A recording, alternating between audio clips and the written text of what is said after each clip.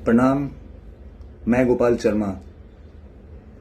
साथियों, आज कुछ बात अपने मन की आपके साथ साझा करने आया हूं। मैं पिछले काफ़ी वर्षों से देश की सारी समस्याओं को अध्ययन कर रहा था। साथियों, बहुत ज़्यादा ज़रूरत है हमारे देश के अंदर एजुकेशन सिस्टम में बदलाव की। मैं आपको बता देना चाहूँगा कि समय आ गया है कि हम सबको मिल करके इन समस्याओं को समझना होगा। अगर समस्या है तो इसका समाधान भी है साथियों, लेकिन ज़रूरत है कि आज जिन फालतू के मुद्दों में हम उलझ रखे हैं, हम वहाँ से बाहर आएं और इस चीज़ पर विचार करें और इस चीज़ पर तर्क वितर्क करें कि हमारे भविष्य की चिंता हमें करनी होगी। साथियों, भारत देश में लोकतंत्र है। लोकतंत्र एक ऐसी चीज़ है कि जहां जनता मतलब हम खुद मालिक हैं अपने भविष्य के। हमें तय करना होता है, लेकिन दुर्भाग्य देखिए आज देश का कि हम इन चीज़ों से कोसों दूर चले गए। जरूरत है चीज़ों को समझने की साथियों। आगामी बिहार में 8 सीटों पर एमएलसी चुनाव होने जा रहे हैं। एमएलसी चुनाव का मतलब साथियों 4 सीट पर स्नातक और 4 सीट पर शिक्षक। मैं चाहूँगा कि इस बार का बदलाव बिहार से दिखे और हम बिहार की 13 करोड़ सम्मानित जनता जो हमारी है, वो इस चीज़ को सोचे। साथियों, जनप्रतिनिधि को नीति और विजन के आधार से आना चाहिए हमारे बीच, लेकिन आज संजोग देखिए कि जस्ट इसका अपोजिट, पॉलिसी और नीतियों से किसी जनप्रतिनिधि को कोई मतलब नहीं है। मैं सोचता हूं कभी कभी देश के अंदर इतनी घटनाएं रोज घट रही है, एक से बढ़कर एक एक्सपर्ट सरकार ने लगा रखे हैं। उसके बाद भी साथियों रोज की हजारों घटनाएं देश के अंदर घट रही है जो नहीं घटनी चाहिए। छोटी से छोटी घटना हो, बड़ी से बड़ी घटना हो। हम बात नीट पेपर लीक की कर लें, हम बात भरत तिवारी इनकाउंटर की कर लें। इन सारी समस्याओं के पीछे साथियों सबसे बड़ी समस्या हमारी एजुकेशन सिस्टम की है। मुझे समझ नहीं आता हमारे देश के अंदर इतने विद्वान, इतने एक्सपर्ट लोगों की टीम मिल करके सरकार चला रही है, लेकिन उनको ये नहीं समझ में आ रहा है कि आज हमारे युवा किस रास्ते पे जा रहे हैं और वो क्यों जा रहे हैं। साथियों, मैं आपको एक बात बताना चाहूँगा।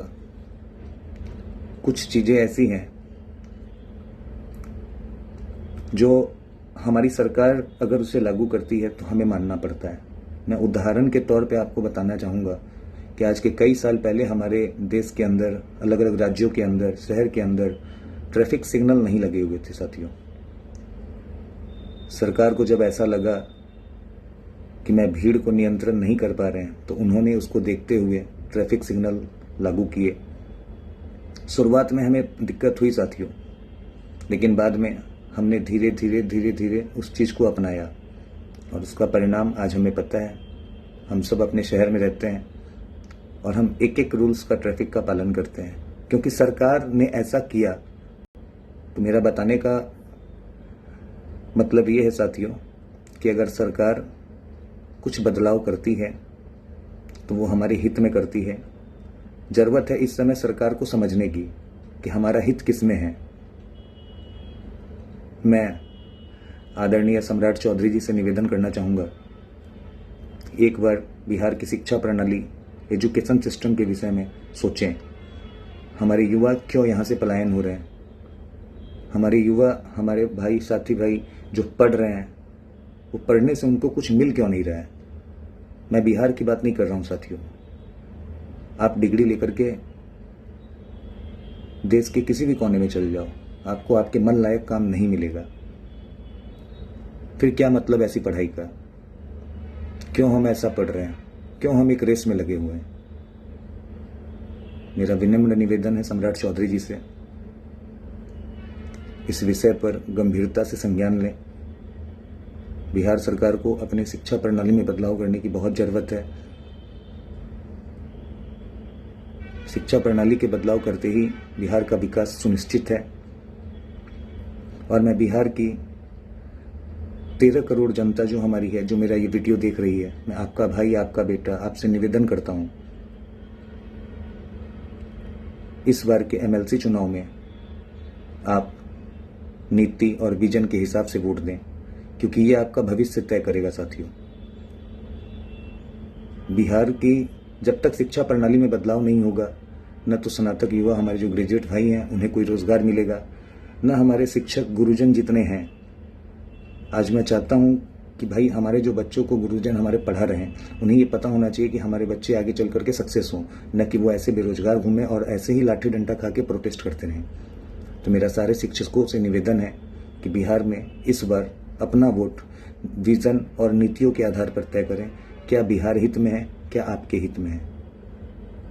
मैं धीरे धीरे आगे आपको वीडियो के माध्यम से ये बताऊंगा साथियों कि किस तरीके से बिहार की शिक्षा प्रणाली में बदलाव करके हम अपना और अपने आने वाली पीढ़ियों का भविष्य सुनिश्चित करेंगे और बिहार तेजी से अग्रिम राज्यों में शामिल होगा। जुड़े रहिए आप मेरे साथ वीडियो के माध्यम से। मैं आपको आने वाले समय में एमएलसी चुनाव नवंबर या दिसंबर में बिहार में होने जा रहा है। हमारा प्रयास रहेगा कि इस बार के उम्मीदवार विजन और पॉलिसी की बात करें, न कि समस्या की। मैंने सारे उम्मीदवारों के वीडियोस देखे, उनके स्टेटमेंट सुने, वो सब सिर्फ और सिर्फ समस्या को गिनाने का काम कर रहे हैं साथियों। तो मेरा निवेदन है कि इस बार ऐसे उम्मीदवार को आप चयन करें जो समस्या की नहीं, समाधान की बात करें, जो सरकार से सीधा सीधी समाधान पॉलिसीज की बात करें। तो इस आधार पर आप अपना वोट दें। नमस्कार।